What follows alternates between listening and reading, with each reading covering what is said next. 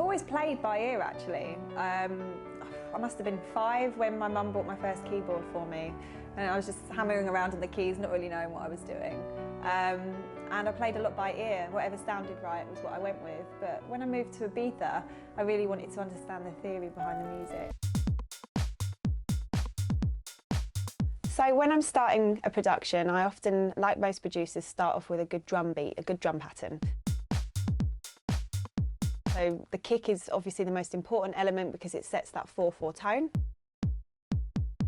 A nice chuggy bass line as well. And then I have snares, claps, and also a tom in there, and then you've got a basic drum pattern. I get a lot of inspiration from the likes of Apollonia, Io, Sebzito, so I like that kind of grooviness that rolls through the whole track. I'm a big fan of claves and wood blocks. I like some shakers, open and close hi-hats, just any little thing to really kind of add more energy as we're going through the arrangement of the song. It's an interesting story. We actually had tale of us staying at the villa during the summer, and I think a fan painted this for them, but they left it behind. I don't know, maybe it was too colourful. I think they were leaving some kind of inspiration for the next owners to... Yeah, I think so. I feel really inspired looking at it. It's like Batman on acid. Track Flamingo Tea, because I'm slightly obsessed with flamingos, and I bought some lovely flamingo fairy lights for the studio. Sometimes I sit there and think, you know, people try too hard with their track titles, so I literally had a cup of tea on the table and I thought, oh, I'll just call it Flamingo Tea, and it kind of stuck and ended up sounding pretty cool in a way.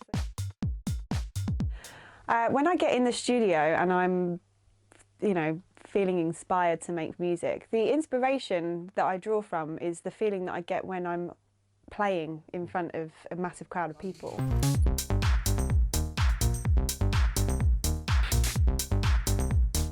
That feeling of people enjoying your sounds and your music, and being able to play your own productions within your sets when you're DJing. So I really try and use that as a way to inspire me and influence me when I'm in here.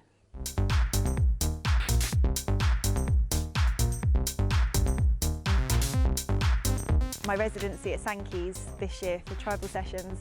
I think in the end 26 dates every Saturday from May to October. The final one being the Halloween party, which was really, really good for everybody involved. For me, it was really important. It was my first full-time residency for Ibiza, so it was definitely a key moment for the summer for me.